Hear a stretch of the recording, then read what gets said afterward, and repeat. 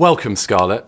I'm really delighted that you can join us for what is set to be a powerful and action-focused conversation, honing in on what I believe is a critical ingredient to solving the climate emergency. You and I are here today to unpack what is fundamentally all about systems change in the business community. I'm passionate about the subject, as I know you are, and I believe there's a huge responsibility and opportunity for businesses to lead us out of the polycrises that we're in, both the social and the environmental, into a brighter, more equitable and stable future. I've been working for 20 years in the business community to unlock investment towards climate action, and I'm really excited about building on that conversation today. The problem for me is that it's clear that we don't have a systems change in place that we need yet. So let's dive into the conversation. Scarlett is the Beyond Value Chain Mitigation Lead at the Science Based Targets Initiative, also known as the SBTI. She's dedicated her career to helping and enabling companies take climate action and is doing groundbreaking work at the SBTI that I'm sure we're going to be hearing more about. And over the last decade, it's been fabulous to see Scarlett doing great work with large and complex organisations to drive out their carbon emissions. So without further ado, let's dive in. Thank you for joining us, Scarlett. Great you being with us. I'd love to start with a question. If you could tell us more about the mission of the SBTI and the work that you're doing within it. Yeah, absolutely. Thank you so much for having me today. It's fantastic to be here. So really looking forward to talking about the SBTI. So what is it? Well, it's an initiative that works with companies to drive corporate action on climate change. So we work with both companies as well as financial institutions, and we help develop methodologies for them to set science-based targets. So those are emissions reduction targets that are in line with the Paris Agreement and global efforts to achieve net zero by 2050 at the latest. Particularly in the SBTI, I've been working on this concept of beyond value chain mitigation, which I apologize for bringing a new jargon, a new acronym to the industry. We call it BVCM for short. So if you don't mind, I might go on a little bit about what BVCM is and why I think it's so important. Well, it was a concept that was first introduced by the SBTI back in 2021 when we published the Corporate Net Zero Standard, which is the world's only framework for corporate net zero target setting that is in line with climate science. And BVCM is a really important part of that standard. And what is it? Well, beyond value chain mitigation essentially describes actions or investments that companies take that are outside of their value chains. So outside of what we in the corporate accounting world call their scope 1, 2, and 3 emissions. And it includes actions and investments that lead to mitigation that's either preventing emissions, reducing emissions, or removing and storing emissions from the atmosphere. So it's both reductions and removals in that sense. And it's really a thing that companies do in addition to their own targets. So they must really take responsibility for their own emissions that continue to be released. And that's why we have kind of these near-term targets, long-term targets. This is about going above and beyond for companies to help other economic and social actors to mitigate climate change. We published 2 reports earlier this year in February, which really kind of unpack what beyond value chain mitigation means and why it's so important for businesses.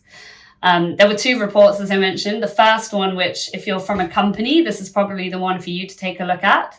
It's called the Above and Beyond Report, and it sets out 4 steps that companies should take when they're setting about beyond value chain mitigation. And then it also really unpacks the business case, which we really emphasize looks very different depending on the company's sector, its size, etc. The second report is a bit different in nature, and it's more of a report that I think is for the kind of climate ecosystem. By that I mean kind of policymakers, investors, civil society organization, those of us that are really looking to the private sector and working to encourage and accelerate corporate investment into climate change. I sort of describe it sometimes as a bit of a theory of change for how we as an ecosystem can accelerate corporate climate action and create new norms for greater action. So yeah, happy to talk more about it, but hopefully that's a good overview, Paul. It's a fantastic overview. Thank you, Scarlett. And thank you for going above and beyond, as your report suggests. I'd love to understand a little bit more if you can share about how you measure the impact of the work that you're doing at the SBTI. Yeah, sure. So, I mean, there's a very obvious KPI for us, which is, how many companies do we have that are committing to set targets and then actually receiving the validation of those targets. So that's one thing that we do track, and we publish, we on a weekly basis, we're constantly updating our website to show how many more commitments and validations there are. But we also publish monitoring reports, which have an expanded set of KPIs. So things like the amount of scope 1 and 2 reduction that's been committed to, the amount of scope 1 and 2 reduction that's actually occurred. And I can say that as of 2022, so that was based on the last annual progress report, we had targets covering 76 million tons of CO2, which is equivalent to Switzerland's annual emissions twice over. So there are, significant levels of reductions that are being driven by the science-based target commitment, which is very exciting.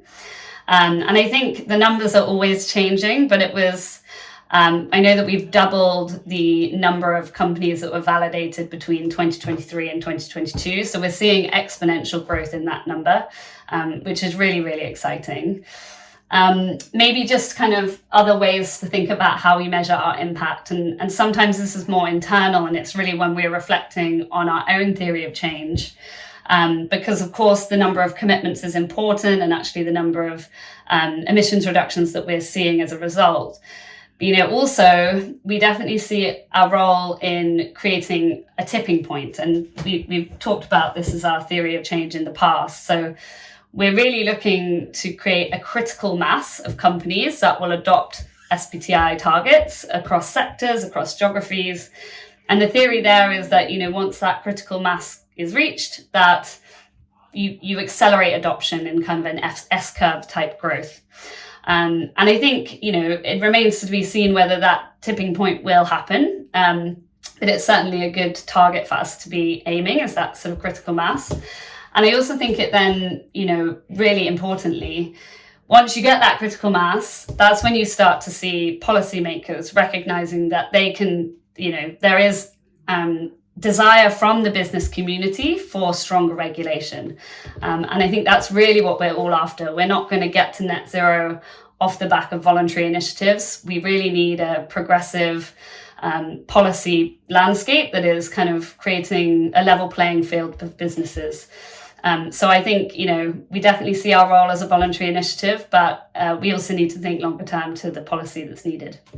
Thank you, Scarlett. We're all aiming for this tipping point. Certainly the work we're doing at Seismic is totally focused on that. And it's great to hear more about how you're doing that at the SBTI. I'd love to hear from you, if you're happy to share, what gives you hope about turning that into systems change that is irreversible force for good. If you could share more of your thoughts around that. Yeah, well, I mean, I think I probably speak something that you all understand. I mean, I go myself from moments of feeling a sense of deep depression. So, 2023 broke many records, the hottest year on record, each month from June to December, hotter than the last.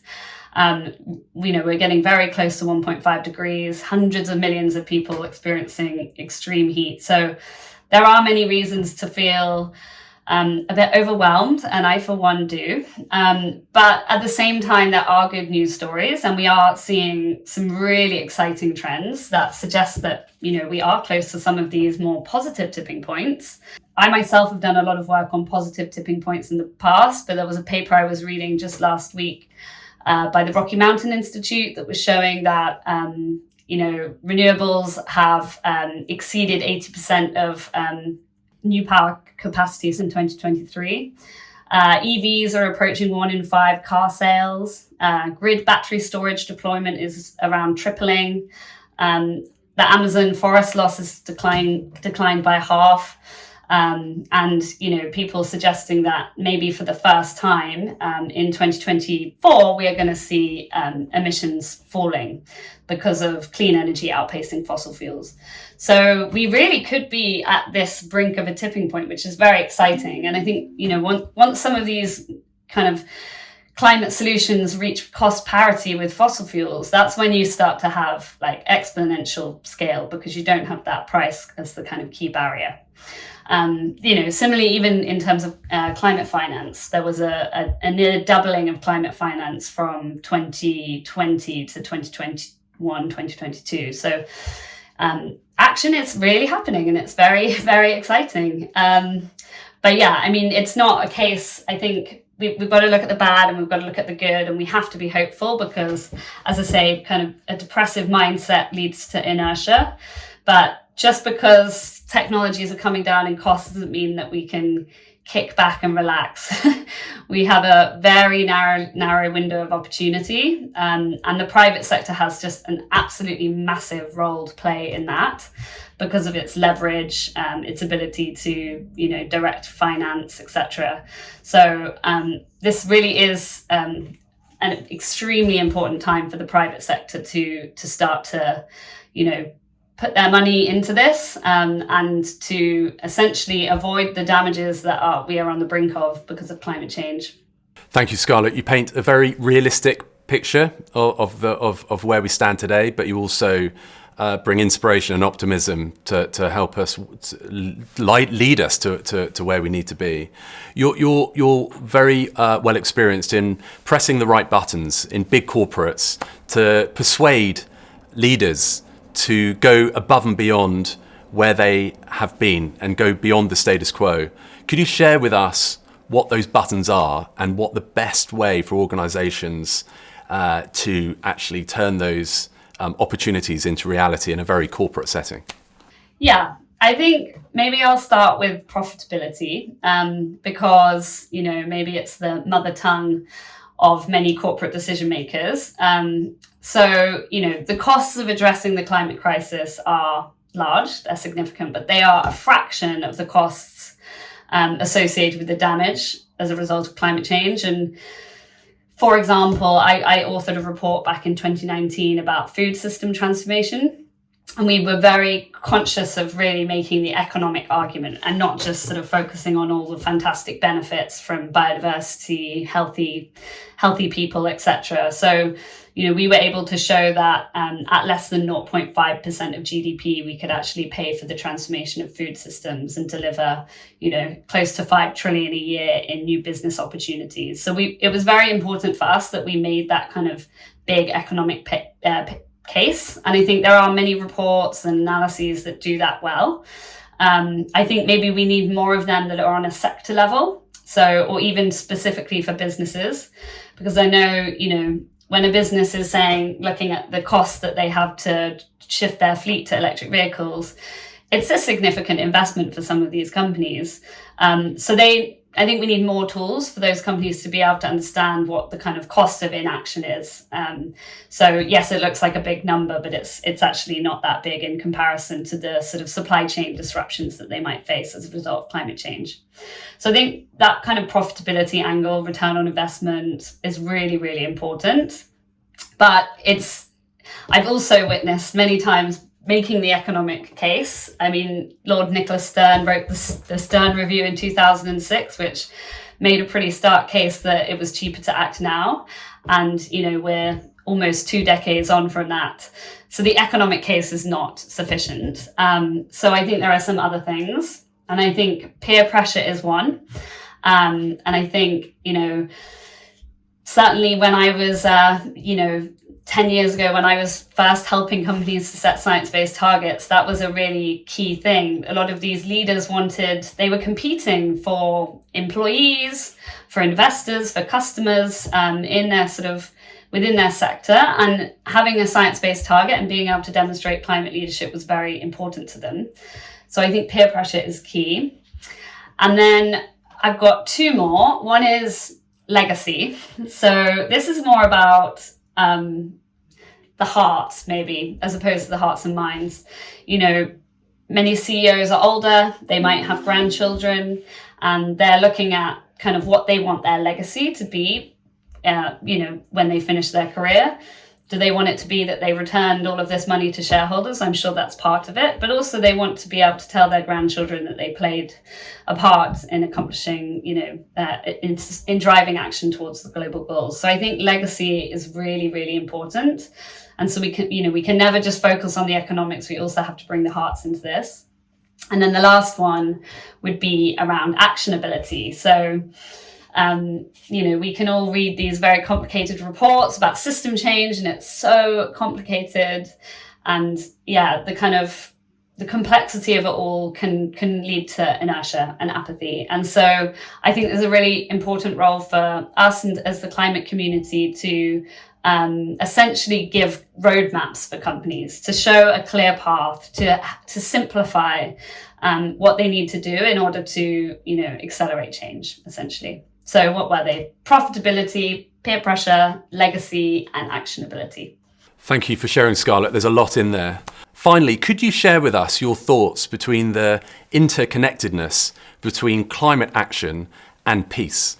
Yeah, absolutely. I think they're so closely related. I mean, we know, for one, that those most vulnerable to climate change are often those least responsible in lower income countries. And essentially those countries have, limited capacity to adapt to climate change and are facing, very severe impacts. And so, both there's kind of an angle. One is around responsibility. So those people have the least responsibility and yet are most impacted. But then the other side is also about looking to the future. And, we know that there's going to be mass migration of human populations as a result of climate change.